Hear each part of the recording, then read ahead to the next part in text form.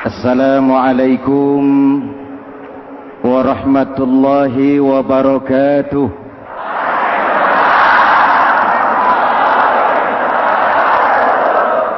Alhamdulillah wassalatu wassalamu ala Rasulillah Sayyidina Muhammad ibn Abdullah wa ala alihi wa sahbihi wa mawala, amma ba'du. Hadirin hadirat ma'asyiral muslimin yang saya cintai, Ramadan adalah madrasah, sekolah, tempat di mana kita banyak sekali belajar tentang hidup dan kehidupan, supaya kita lebih siap menghadapi hidup, supaya kita punya wawasan, supaya kita mampu melihat persoalan jauh ke depan, supaya kita tidak terjebak pada keuntungan sesaat tapi merugikan jangka panjang. Malam ini saya ingin mengajak kita semua melihat kurikulum Ramadan. Pelajaran apa yang diberikannya kepada kita? Pertama, Ramadan mengajarkan kita menjadi orang-orang yang sabar, ulet, dan tahan uji. Ini zaman di mana persaingan tajam. Betul? Jangankan jadi pejabat tinggi, jangankan jadi pengusaha sekarang ini, jadi kiai saja kalau tidak sanggup bersaing,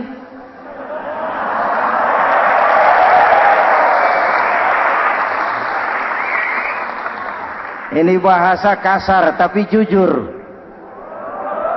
Karena orang sekarang hidup di zaman banyak pilihan. Akibat persaingan yang semakin tajam, orang sering kehilangan kesabaran. Kepengen cepat kaya, lalu tidak sabar. Makan renten, nipu orang, buka peternakan tuyul, korupsi. Sekarang ini kan lagi santer Bulog Gate jilid 2. Rupanya memang tajam uang Bulog itu. Bulog sudah memakan salah seorang mantan ketuanya. Berdoa amang. Bulog sudah memakan seorang presiden. Sekarang Bulog sedang mengarah kepada ketua DPR. Kita lihat hasilnya.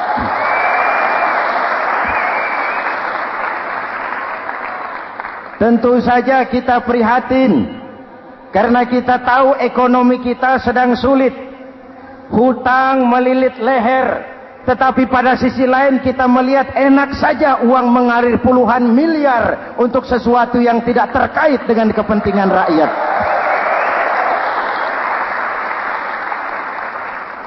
Karena itu puasa mendidik kita sabar, biar lapar melilit perut, biar haus mencekik tenggorokan. Kalau maghrib belum datang, jangan sentuh makanan, jangan ambil minuman. Sabar. Betul? Ada waktunya. Lalu lintas itu macet karena kendaraan besar tidak mau ngalah, kendaraan kecil tidak tahu diri. Betul? Antrian di pasar kacau karena yang sudah dapat nggak mau minggir, yang di belakang dorong-dorong. Betul? Dimanapun antrian kacau, Bung. Kalau yang sudah dapat mau dapat lagi, yang nunggu kelamaan, akhirnya dorong-dorongan, kacaulah kehidupan sosial. Puasa melatih kita sabar.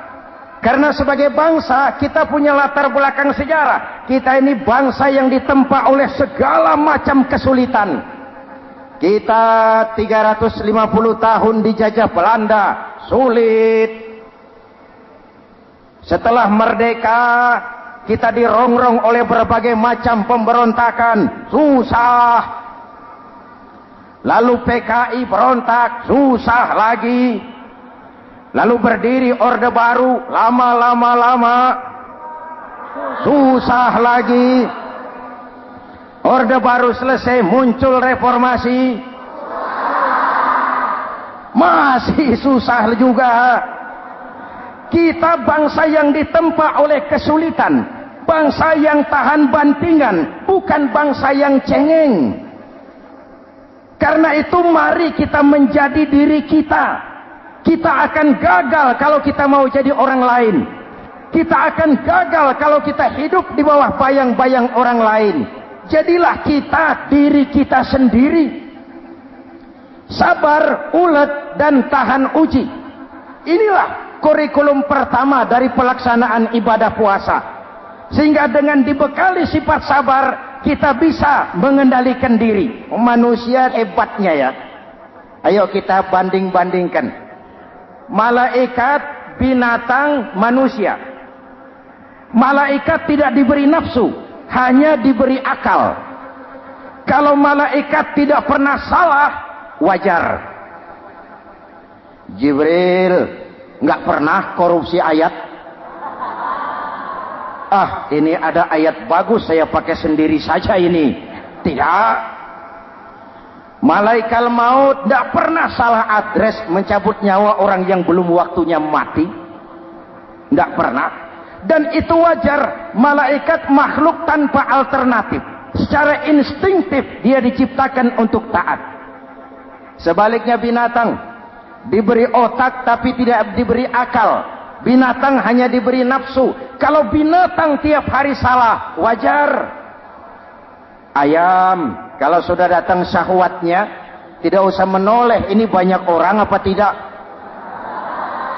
Betul. Kuda keliling kota, tidak pakai celana, tenang saja. Betul. Dan wajar, namanya juga binatang. Sedangkan manusia diberikan akal dan diberikan nafsu. Tiap hari terjadi perjuangan. Kadang akal menang, kadang nafsu yang menang. Ketika akal menang, kita lebih tinggi dari malaikat. Ketika nafsu yang menang, kita lebih rendah daripada binatang. Hadirin yang saya cintai, itu pelajaran pertama. Sabar, ulet, tahan uji. Lalu pelajaran yang kedua, melahirkan sikap istiqomah. Punya stabilitas temperatur batin, istilah sekarang. Soal istiqomah ini saya tidak akan menjelaskan pengertiannya. Saya mau cerita saja. Mau dengar nggak? Ini tentang istiqomah. Dalam satu pertempuran, Jenderal Salahuddin Al-Ayyubi bersama tentaranya, tentara Islam, pernah mengalami kekalahan. Karena kalah, banyak yang ditahan jadi tawanan orang-orang kafir, beberapa perwira dan banyak ofsir. Tercatatlah ada 3 orang ofsir jadi tawanan raja kafir ini. Satu hari raja kafir musyawarah dengan perdana menterinya. Perdana menteri, saya tuan raja, ini tawanan Islam ini enaknya diapain? Kalau enaknya sih dibunuh saja tuan raja, selesai urusan. Soal bunuh sih gampang, Perdana Menteri. Maksud tuan raja, bujuk saja agar dia meninggalkan Islamnya, ikut ke agama kita. Nanti kita kasih hadiah. Begitu. Iya, baiklah. Besok saya sidang 3-3-nya. Besoknya ini 3 ofsir disidang di tempat terbuka langsung oleh Perdana Menteri. Mula-mula dipanggil ofsir pertama. Ofsir pertama, ya Perdana Menteri, sini. Baik. Kamu tahu kamu siapa? Tahu. Siapa kamu? Tawanan. Iya, kalau tawanan bisa diatur kan? Diatur bagaimana? Kamu mau nggak ikut saya bersama Tuan Raja meninggalkan Islam agamamu, mengkhianati saudara-saudaramu sebangsa, setanah air, sekeyakinan? Ikut dengan saya, tinggalkan Islam. Nanti kamu akan saya angkat jadi pejabat tinggi, gaji cukup, rumah cukup, kendaraan cukup, istri cukup. Tapi kalau kamu menolak, kamu akan saya bunuh. Tuan Perdana Menteri, iya. Apa Anda menyangka selama ini saya berjuang karena kepengen kedudukan yang tinggi? Nih. Tuan menyangka saya berjuang ini karena kepengen harta yang banyak, jaminan hari depan yang memadai? Tidak, Tuan Perdana Menteri. Saya tinggalkan keluarga, kampung halaman, sanak famili, handai taulan. Saya jihad karena mengharap ridho Allah Subhanahu wa ta'ala. Tapi sekarang kamu tawanan kan? Itu resiko perjuangan. Kamu tidak mau meninggalkan Islam? Tidak. Kamu akan saya bunuh. Silakan. Kamu tidak takut mati? Tidak. Kamu berani? Dari kemarin. Apa dikira baru sekarang saya berani? Tuan Perdana Menteri, saya berharap memang saat-saat seperti ini bisa saya temukan. Ibadah saya sedikit, sholat saya kurang, puasa saya kurang. Barangkali dengan jihad saya bersimbah darah, mati di tangan Tuhan, Allah akan mengampuni dosa-dosa saya dan saya dapat tiket untuk mencapai keridhoannya.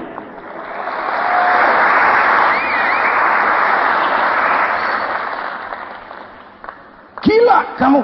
Biarin. Kalau ini Tuan anggap gila, saya bisa berbuat lebih gila dari ini. Saya bunuh kamu. Bunuh. Algojo. Dipancung. Dio. Ini terlepas kepalanya dari badannya. Menggeluntung kepalanya ke bawah. Jatuh bergelindingan. Itu kepala lepas dari badan. Ngaji. Baca ayat Quran. Sampai Perdana Menteri bingung. Minggir. Ini ada kepala ngaji. Ayat yang dibaca, ya ayyatuhan nafsul mutmainnah, irji'i ila rabbiki radiyatan mardiyah. Wahai jiwa yang tenang, kembalilah kepada Allah dengan diridhoi. Masuklah ke dalam golongan hamba-hambaku dan masuklah ke dalam surgaku. Matanya terpejam rapat, bibirnya tersenyum. Dia gugur sebagai syahid karena membela keyakinan. Dia istiqamah, tidak goyah oleh tawaran jabatan dan kedudukan yang tinggi.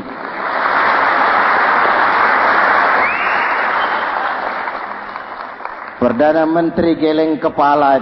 Dasar orang Islam. Panggil officer kedua. Officer kedua. Ya, Perdana Menteri. Kamu sudah lihat temanmu yang barusan? Sudah. Mati kan? Mati. Kamu bagaimana? Mau tetap berjuang untuk Islam atau ikut kami? Jabatan tinggi, kedudukan tinggi, rumah tinggi. Bagaimana? Atau mau mati seperti teman kamu barusan? Sudah kamu pikir? Sudah, Perdana Menteri. Sudah apa? Sudah, jangan banyak omong. Maksud kamu apa? Saya sudah tidak sabar mau nyusul teman saya yang barusan itu.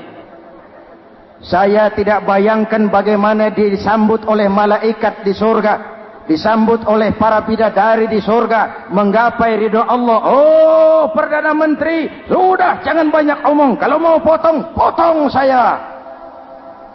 Perdana Menteri bilang ini lebih gila dari yang pertama itu. Yang pertama masih mau diajak ngomong, ini malah langsung minta disembelih. Ayo, Algojo, potong. Potong lagi. Dia terpisah lagi kepalanya dengan badan, jatuh ke bawah, menggeluntung, ngaji lagi. Ayatnya yang dibaca, wujuhun yawma izin nadirah ila rabbiha nadirah. Muka mereka hari itu berseri-seri kepada ridho Allah. Mereka memandang bibirnya senyum, matanya terpejam, dan dia ajal dengan husnul khatimah, mendapat syahid karena teguh punya keyakinan, istiqamah dalam perjuangan, tidak goyang, tidak mencela dan mencele.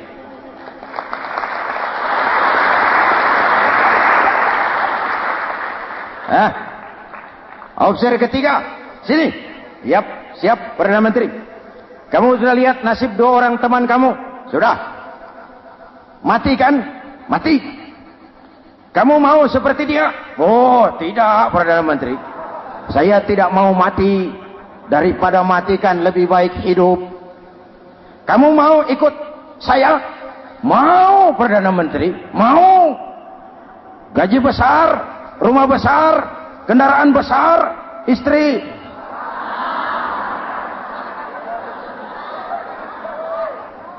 Mau Perdana Menteri, saya mau. Daripada tidak jadi apa-apa, kan lebih baik jadi apa-apa. Daripada tidak punya apa-apa, kan lebih baik punya apa-apa. Oh, jadi kamu selama ini berjuang karena mau cari apa-apa? Iya. Bagus. Nanti saya musyawarah sama raja. Kamu diangkat jadi bupati di mana? Tunggu ya. Perdana Menteri laporan, Tuan Raja. Ya, ini officer ketiga kelihatannya baik ini. Dia mau mengkhianati teman-temannya, sebangsa, setanah air, sekeyakinan. Mengkhianati bangsanya, meninggalkan agamanya. Dia mau ikut kita. Kita angkat jadi pejabat, di mana dia? Raja senyum. Oh, soal angkat mengangkat sih gampang Perdana Menteri. Cuma saya pikir-pikir officer ketiga ini kok tegel-tegelin. Kok sampai hati ya? Temannya sendiri, seiman, sekeyakinan, sebangsa, setanah air, dikhianati karena mengejar jabatan, harta, kedudukan. Orang itu Perdana Menteri, kalau sudah mau mengkhianati saudaranya sendiri, apalagi orang lain.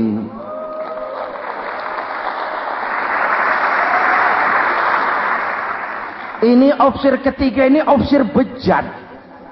Anda bayangkan temannya sendiri dikhianati. Nanti kalau ada kesempatan, kita ditikam dari belakang.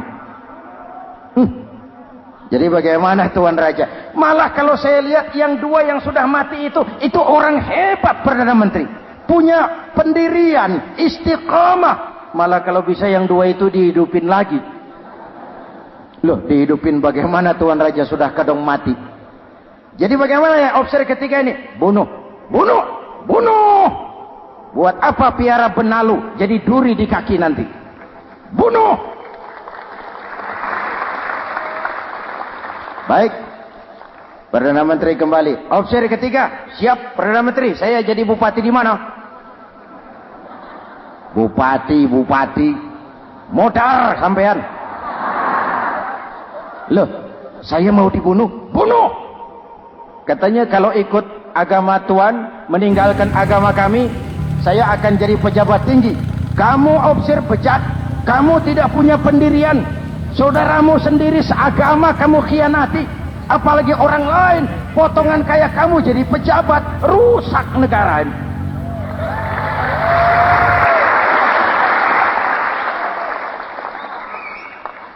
Hadirin hadirat yang berbahagia, saya lanjutkan cerita ini. Nanti kesimpulan diambil sendiri-sendiri. Jadi saya mau dibunuh Tuan Perdana Menteri. Ya, kamu mau dibunuh. Tidak jadi pejabat. Tidak. Kamu bejat. Bejat kok mau jadi pejabat. Nanti juga kalau kamu jadi pejabat, paling kerjamu memperkaya dirimu sendiri. Paling banter keluargamu dan golonganmu. Rakyat tetap saja tidak terurus.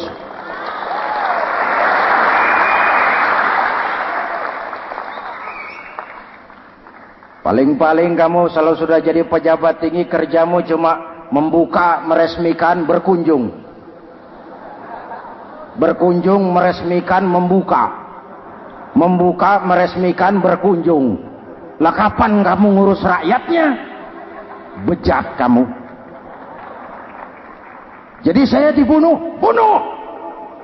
Iyalah, kalau mau dibunuh ya saya bunuh. Tapi saya mau Islam lagi ah. Terserah, mau Islam lagi mau tidak, kamu tetap akan dibunuh. Iya, saya mau Islam lagi. Ayo cepat. Iya Pak, saya mau syahadat dulu. Cepat. Iya Pak, asyhadu macet lehernya. Ayo cepat. Iya Pak, asyhadu tidak bisa mengucap syahadat.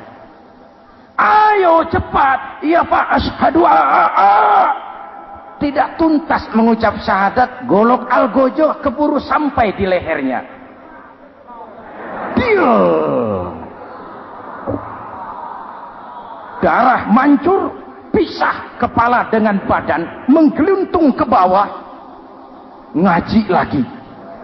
Dia bekas santri, masih bisa ngaji. Cuma ayat yang dibaca lain sama dua temannya tadi.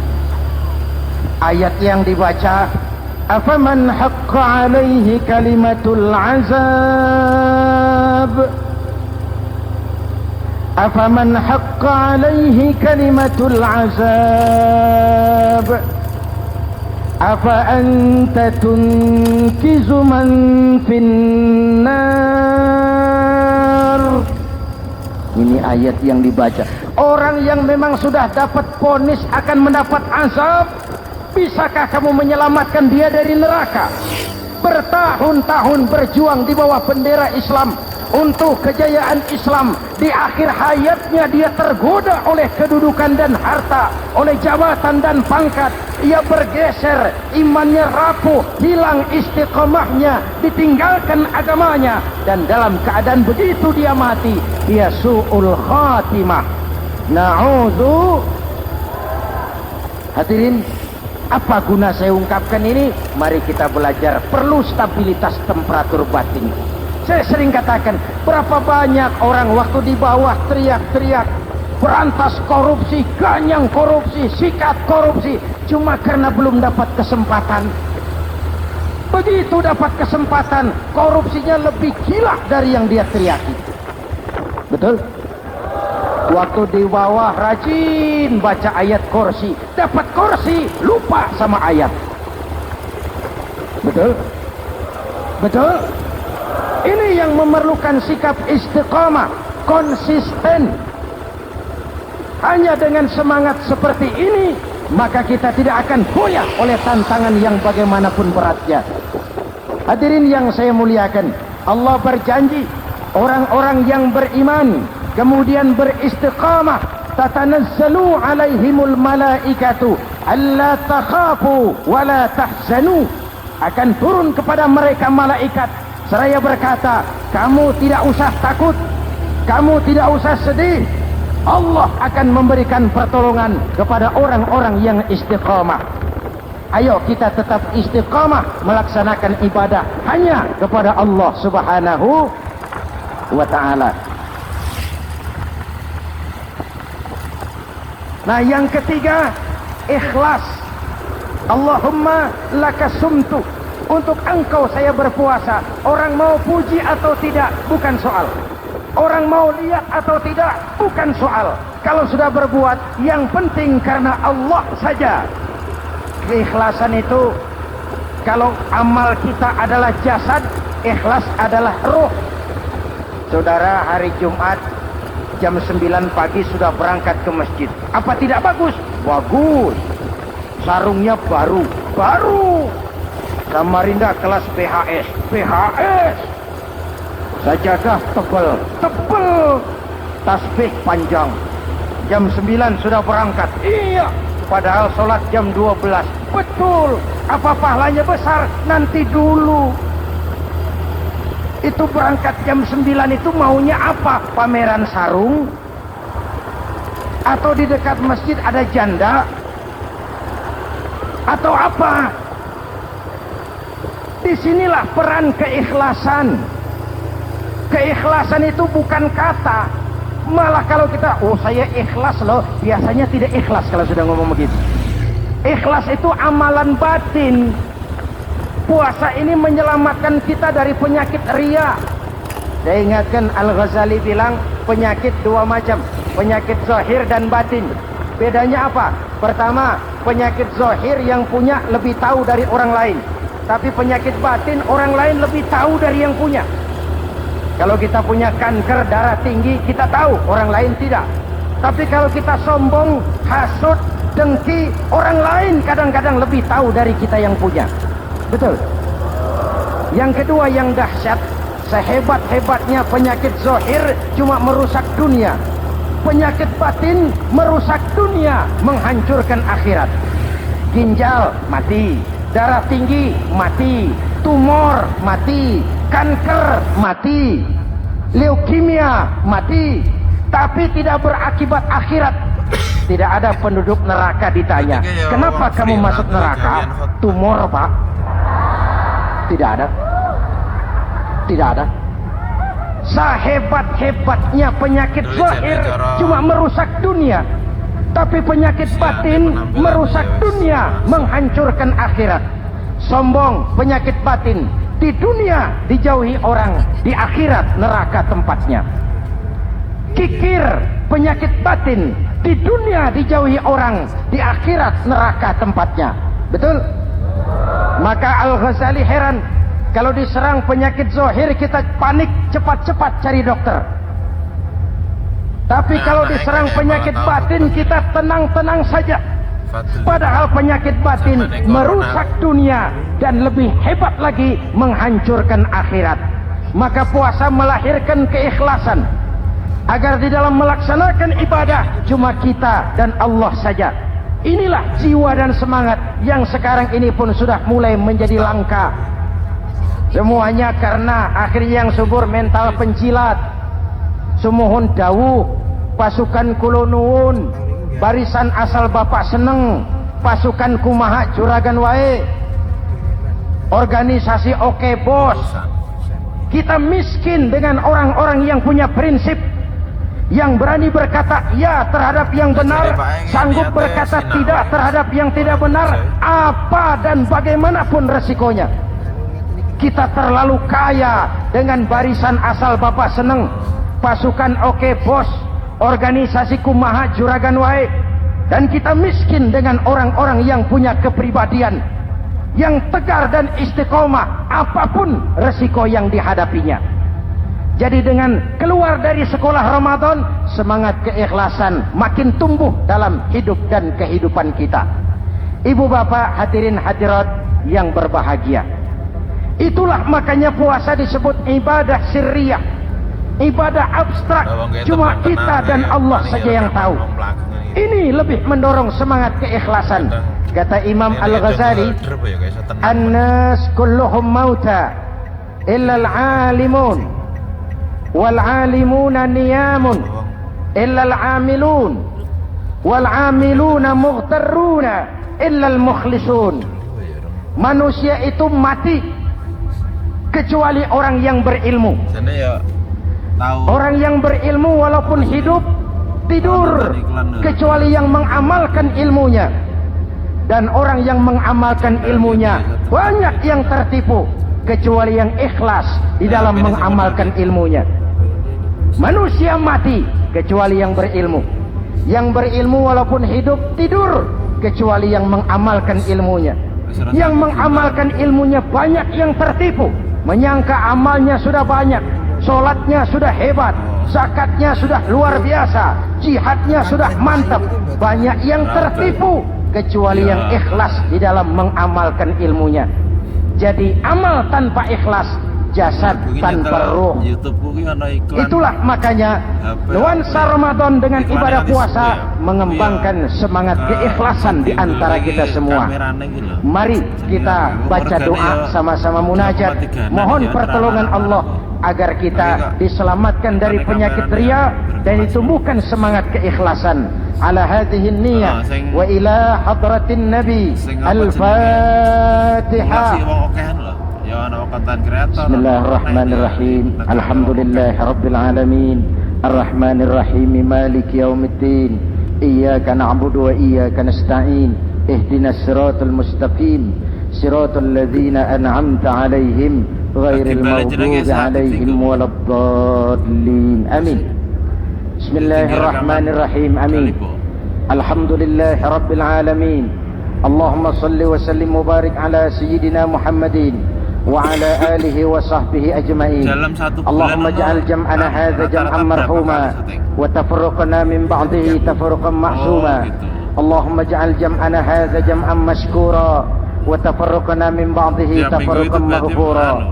Allahumma ja'alna min as-su'ada'il maqbulin wa la taj'alna min al-ashqiya'il mardudin. ربنا تقبل منا صلاتنا وصيامنا وقيامنا وتخشعنا وتعبدنا وتضرعنا وتمم تقصيرنا برحمتك يا أرحم الراحمين.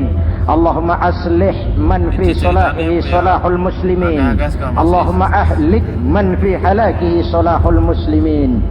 Ya Allah, dengan sepenuh perasaan dan pengharapan, dengan segala keremahan dan kerendahan, kami bermohon kepadamu, berikan kami kekuatan zahir dan batin, berikan kami kesabaran dan ketabahan, sikap istiqamah dalam mengarungi hidup yang penuh ujian ini. Karuniakan kepada kami pemimpin-pemimpin yang takut kepadamu dan sayang kepada kami. Rabbana hab lana min azwajina dzurriyyatina qurrata a'yun waj'alna lil muttaqina imama. Afdalu ma qultuhu ana wan nabiyyuna min qabli. La ilaha illallah.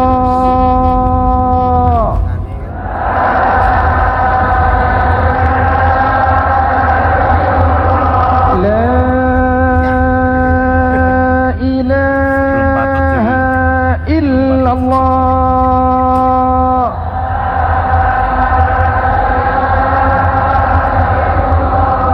Muhammadur Rasulullah.